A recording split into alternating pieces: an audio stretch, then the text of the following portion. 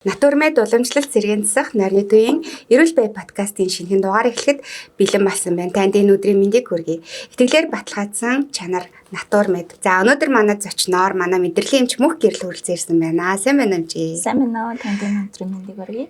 За тэгэхээр мэдрэлийн эмч маань өнөөдөр та бүхэнтэй толгой өвдөлтийн талаар ярихаар ирсэн байна. За мөх гэрэл эмчээ яа толгой өвдөлтийн сэдвийг сонгох болсон бэ? Жохон төгөөмөл байна уу те? За ер нь бол толгой өвдөлт бол дийлэнх илэрдэг шинж тэмдэг байгаа.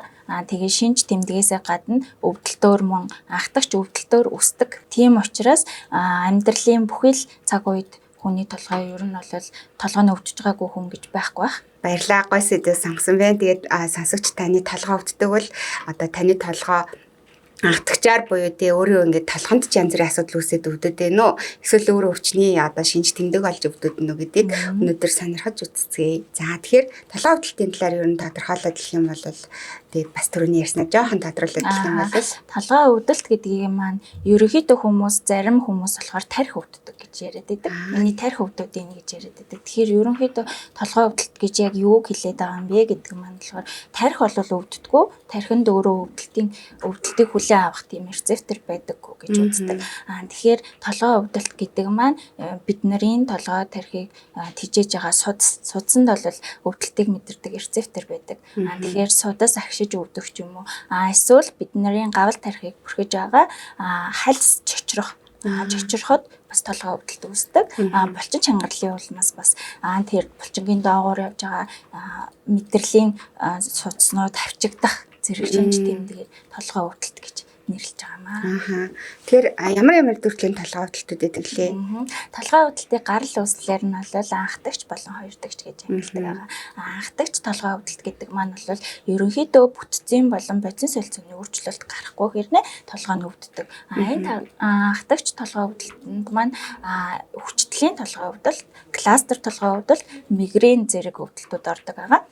Тэгээд энэ талаар дараа нь дахин тодорхой ярих. Тэгээ хоёрдагч толгой өвдөлт гэдэг маань бол ямар нэгэн өвчний суурин дээр үүсэж байгаа. Жишээлх юм бол тархины хавдар байна, тархины цус харвалт байна, халдварын шалтгаантай менингит байна, зэрэг иймэрхүү энцефалит гэсэн иймэрхүү шалтгааны улмаас хоёрдогчоор толгой өвдөх шинж илэрж байгаа.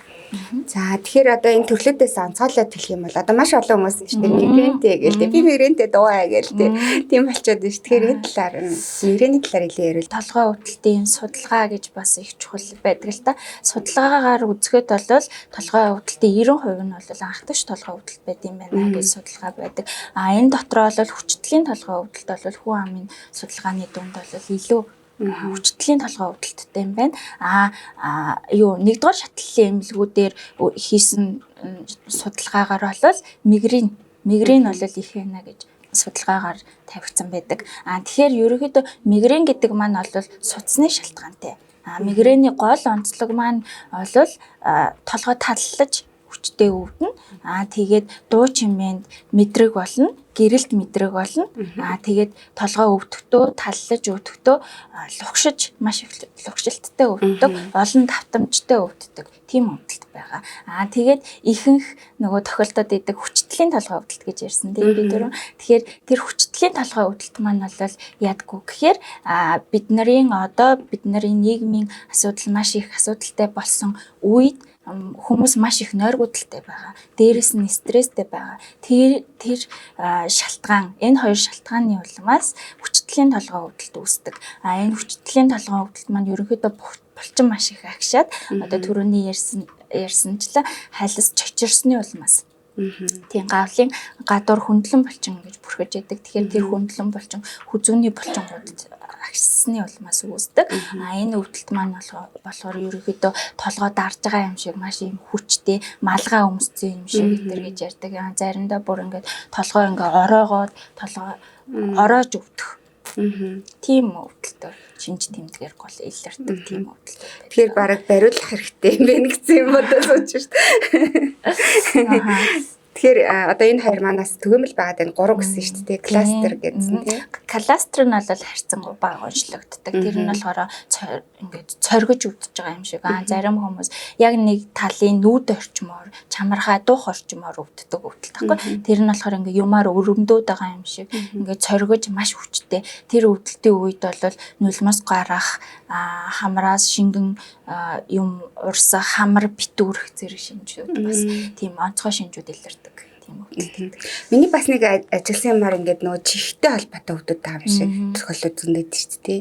Тэр бас зүгээр ихэдэг тийм. Тэр нь яг нөгөө хоёр дахьчоор үүсэж байгаа гэсэн үг. Чихний өөрөөсөл болон гамрит ч юм уу тий хамрын хөндөө өөрөөслөөс болоод тэнд өөрөөсөл процесс явагдсны улмаас толгой өвдөж байна. Түрүүн таас нөгөө стресс, сэтгэл санаатай холбоотой гэж ярьжсэн тийм. Тэр талаар нь жоохон хэлвэл яг бол одоо хоёул нэгэн тал төрлийн ярьж байгаа юм чи сайхан бүгд юм байдэн шүү гэдээ ярьчих дараа нь арга хэмжиж юм байна. Хүчтэлийн толгой өвдө стресстэй гаралтай болоо стрессийн гаралтай толгой өвдөлт нь бол хүчтэлийн толгой өвдөлтөнд орж байгаа байхгүй.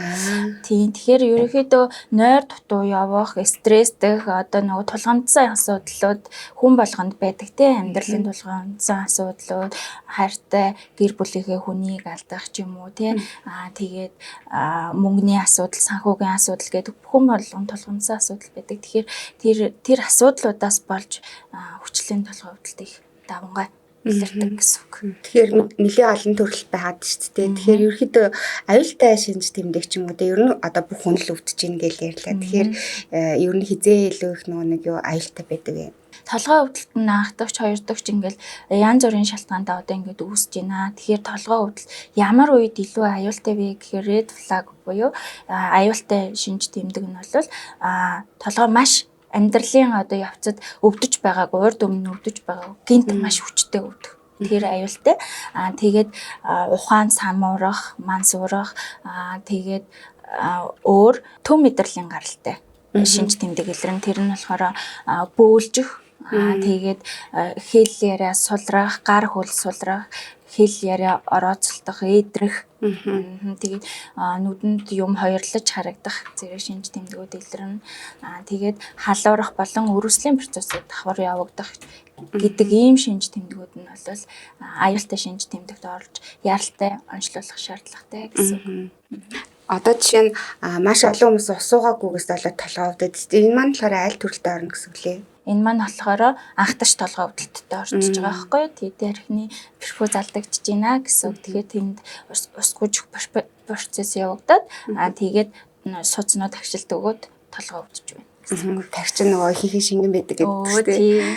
За хүний биеийн 70% шингэн гэж ярьдаг шүү дээ. Ус эзэлдэг гэж ярьдаг. Тийм болохоор ус гүйжих процесс хүний биед явагдахаар бас тэнд өрсөлийн процесс явагдаж болно гэсэн үг байхгүй. Тэгээд толгой өвдөх процесс явагдав. Тэгэхээр толгой өвдөлтөд одоо онцлуулъя гэвэл одоо дүрсэн онцлогоо компьютер эмраа ч юм уу те хизээ хийлгүүл зохих вэ.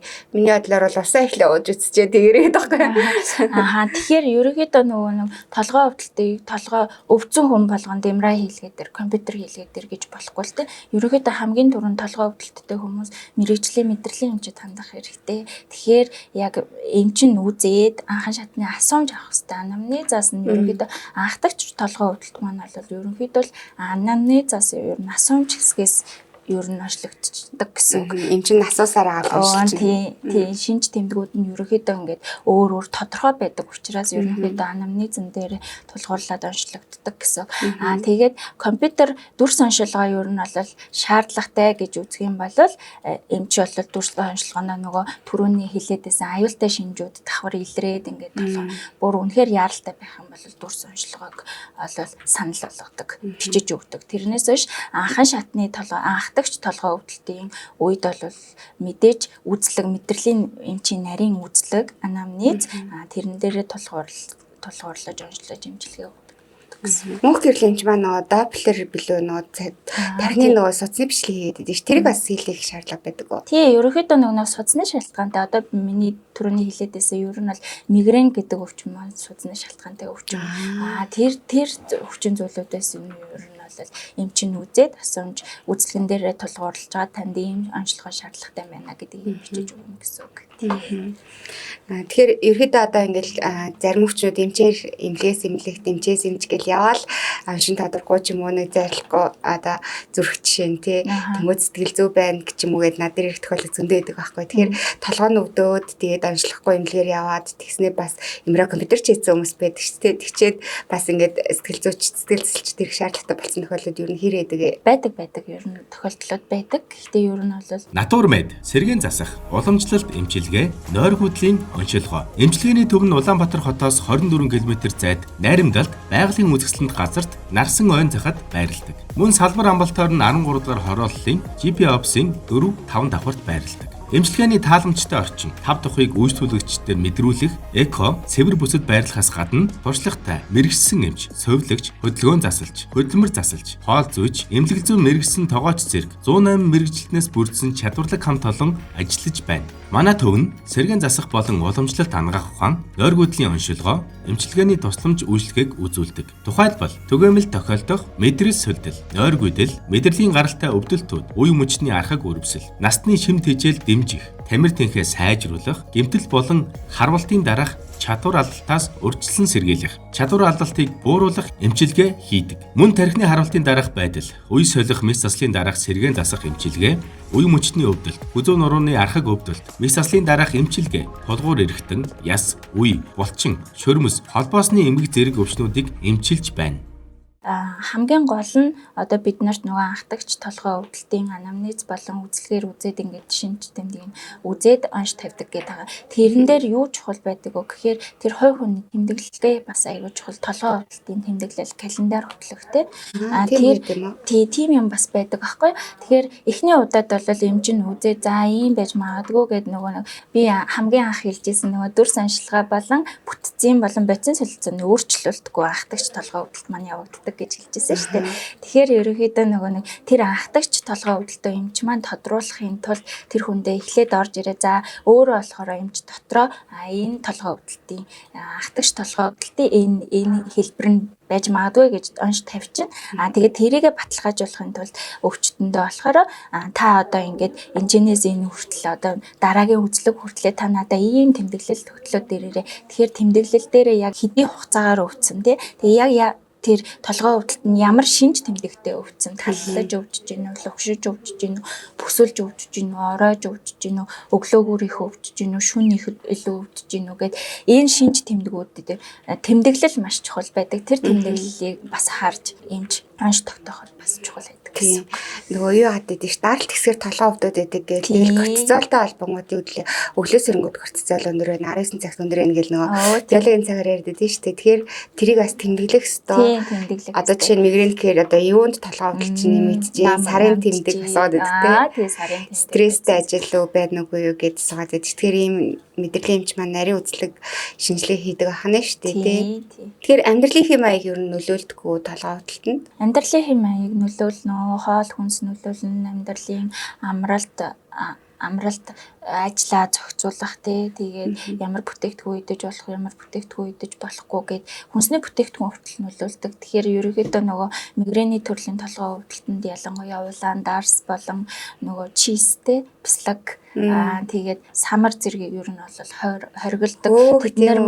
Тэд нар маань болохоор мигрен өвчнийг илүү нөгөө хөдөлгөх хүчин зүйл, сэдэгч хүчин зүйл болчихдог байхгүй. Тэгэхээр ерөнхийдөө амьдралын одоо нөгөө усаа сайн уух гээл тэд нар чинь бүгдээрээ нөгөө амьдралын хэм маяг зөв амьдралын хвшлээс болж байгаа. Тэгэл дасгал хөдөлгөөний сонголт гээл тэр чангарсан. Тэгэл нөгөө амьсгалын дасгалаа хийх одоо булчин чангарлын толгой өвдөлт гээл яриад байгаа. Тэгээд тэр үед бол тайван агаар талгах тэгээд амьсгалын дасгал маш зөв хийж яах, ойр ойрхон амьсгалын дасгалаа хийж яах зэрэг ер нь бол амьдралын хэв шинжээс нөлөөсөн толгой өвдөлтөд зөндөө байдаг л та. Тэр надаас нэг сонирхолтой асуулт байна л да. Би жоохон кофе уудаг. Би гэж өөрөө л яриад байдаг тийм. Тэгэхээр ингээд кофе уухгүй үед ингээд одоо тасл үүссэн юм уу толгой өвдөд идэв шүү дээ. Тэгсэн чинь бас ингээд уухаар толгой өвдөлт сэдийн одоо шилтгаан болно ч юм уу тийм сонсогдоод байгаа хгүй. Тэгэхээр кофе ер нь толгой өвдөлтөнд нөлөөлдөг юм. Кофений төрлийн агуулмж агуулсан учраас эхлээд мэдээж судсыг агшаа. Тэгээд эхлээд бол кофе уусны дараа нэх гоё ингээд толгой ингээд өвдөхөнд багассан юм шиг тийм мэдрэмж төрдөг штеп. Тэгжээ дараа нь дахиад өвддөг ч гэдэг юм уу таны одоо хэлснээр тий. Тэгэхээр ерөнхийдөө хэсэг хугацаанд судас яагаад тэлээд үү? Тий. Тэлээд тэгээд өвдөлтийг намдаадаг. Ерөнхийдөө кофе их уудаг хүмүүс маань болохоор толгой өвдөж байгаа шалтгаан нь бас тэрийг одоо оруулж болох нэ тий. Тэг кофе ч ганцхан кофе биш бас ногоон цай гэл бүх цайнууд ч кофеинтэй юм лээ шүү дээ. Тэр энэ дээрээс анхаарах хэрэгтэй юм байна. Арх дарс мэдээж нөлөөлнө тий. Түрүүн дарсны тухай ярьсан архинаас адилхан. Тэр өвчин намдагч юм бас толгой өвдөх ухаас өөр аргагүй шүү дээ. Тэр энэ хэр зэрэг одоо сайн муу мэдээж бүр илгэнд байнгуугаад ил муулах л та тий. Эмийн зохисгоо хэрэглэе гэж бас байна л да. Ерөнхийдөө нэг толгой өвдөлт маань хоёр дахь өвчний шинж тэмдгээр болж толгой өвддөг. Одоо бид нар ханаа түрхэдтэй ингээл толгой маш их ингээл өвдөд идэг шүү дээ. Тэр маань бол хоёр дахь толгой өвдөлтөнд орж байгаа байхгүй. Тэгэхээр ерөнхийдөө тэр үед нь за яг нь ер нь бол ханаа түрсэн үед мэдээж өрөвслийн процесс явагдаж байгаа учраас ибупрофеныг бол зөвлөдөг, парацетамолыг бол зөвлөдөг. Халаантай үед бол парацетамолыг 8 цагаар угаарай гэдэг юм. Тэгж зөвлөдөг байгаа. Энгийн толгой өвдөлтийн үед энгийн гэдэг манай ахтагчаар үүсэж байгаа толгой өвдөлтийн хувьд бол эмийг буруу хэрэглэснээрээ харин ч тэр эмэндээ тасан зохицол үүсээд тэгээд толгой улам одоо тэр эмэндээ дарагдахгүй дахин толгой өвдөлтийн давтамж нь ихсэн гэсэн үг байхгүй. Толгой өвдсөн шинж тэмдэг өгсөн даруйд эм уух нь юу нь бол буруу л гэсэн үг. За тэгэхээр одоо хүүхдүүдийн толгой хэр зэрэг өвдөх юм бол мэдээж эмч маань л насан туршидтэй л ажилладаг шүү дээ. Тэгэхээр нэг тийм онцлог одоо ялгаа ч юм уу хэлэхээр зүйл байна уу? Тийм хүүхдүүдийн толгой өвдөлтийн үед насан туршидтайгаас ер нь бол ялгаатай зүйл нь бол мигренээр их өвддөг гэсэн үг. Тийм. Хэдэн наснаас өвддөг юм бол? Ер нь бол өсвөр үеэс эхэлж өвддөг гэсэн үг байхгүй 10 11 дээс эхлээд мигрен онцлогдох нь их байдаг. Тэгэхээр хүүхдүүдийн хувьд бол насан туршидтээс ялгаатай нэг гэх юм бол толгой өвдөлт нь бөөлжилттэй давхар хавсардаг. Тийм. Тэгээ хордлогын процесстэй бас давхар хавсардаг л да. Тэрэнгээрээ ялгаатай байдаг. Тэгэхээр одоо толгой өвдөлтөөс урьдчилан сэргийлэх арга ер нь юу байна? Ер нь хүн толгой өвдөхгүй байх боломжтой юм уу? Өвдөхгүй байх боломжтой шүү дээ. Тэгэхээр ерөнхийдөө хүмүүс энэ нэг өвдөлтөө өөр үсгээд идэг байх нь шүү дээ. Энэ одоо юу н подкастаас үзэхэд бол өвдөлтийг анхдагч ялангуяа толгой өвдөлтүүдийг бол хүн өөртөө амьдралын буруу хэм маягаасаа болоод ер нь бол өвдөлтийг үүсгдэг байх нэ. Тэгэхээр амьдралын зөв хэв маягтай байх хэрэгтэй. Сайн унтаж амрах хэрэгтэй. Тэгээд дасгал хөдөлгөөнийг сайн хийх хэрэгтэй. Тэгээд стресстгүй байх хэрэгтэй. Тэгээд амьсгалын дасгалаа сайн хийгээд стресст гэд мэдээж хүн л юм чинь стресстжил дараа. Тэгэхээр ерөнхийдөө стресст гэдэг байгаа бол амьсгалын дасгалаа сайн хийгээд өөрийгөө маш тайван байлгах хэрэгтэй гэж зөвлөе дөө. За маш их баярлалаа. Тэгээд нөгөө хүчлийн толгой өвдөлт байна нөгөө малгай өмсөн юм шиг толгой өвдөлт гэдээ ярьсан шүү дээ. Маш их түгээмэлээдэг. Тэгээд яг амьдрал дээр гарсан жишээлдээ нөгөө нэг хэсэг нөгөө 40 гаруйтай гуашаанд их яваа. Тэгээд толгойн гуашаа заалгасан байхгүй. Тэгээд нэг тийм самтай явдаг. Тэгээд хүн толгой өвдлөг хэр тэрийг ингээ хийж өгөөдсөн байхгүй. Тэсэн чи яг тийм хүчлийн толгойд нь өвдсөн нэг хүн. Тэр самаар ингээд идэнгүүтээ миний самыг авцсан. Тэгээд самаа бэлгэлж байгаа юм чи нөгөө хүний хадлаа. Тэгэхээр нөгөө булчингийн суллаадсан хүчлийн толгой өвдөлт чинь бас судасны агшилтын судсын өргөсгөж өгч юм гэсэн үг шүү дээ. Тэр маш үнэтэй зөвлөгөө өгсөнд баярлалаа юм чи. Тэгэхээр сонсогчтой хэлээгүй одоо сануулах одоо зүйл байвал хоёлаа хэлж сануулаад өнөөдрийн подкаст өндөрлөе. Эрүүл байхын тулд урт наслахын тулд нойроо сайн авах хэрэгтэй. Амьдралын хэм маягаа зөв байх хэрэгтэй, зөв хооллох хэрэгтэй, стрессгүй, амар тайван байх хэрэгтэй. Тэгэх юм бол бид эрүүл урт удаан наслах нь байна. За тэгэхээр мөнх гэрэл эмч маань мэдрэлийн эмч тэгээд манай нойрны төв тариалагддаг бит хоёр болохоор гэдэг байна. Энэ зашааны тохиолдолд идэх шиг тийм болохоор илүү танарт маань нойр чухал шүү гэдэг мессежийг өглөө. Тэгээд манай подкасттай хамт байдаг танд баярлалаа. Цаашдаа мөнх гэрэл эмчээс маань буюу одоо мэдрэлийн эмчээс асуулт байвал та нар маань комент хэсэгт асуулт асуугаараа хэрэгтэй хүмүүст нь хуваалцаараа. Тэгээд одоо YouTube хуудастай subscribe буюу одоо тэр дараараа, хонхон дээр нь дараараа, тэгээд эрхийн уран дээр нь дараараа гэж тий уриалж байна. Тэгээд итгэлээр баталгаажсан чанар Натур Мед хамт байсан танд баярлалаа. Тэгээд цаашдаа ч гэсэн хамт бай. Баяр таа. Баяр таа.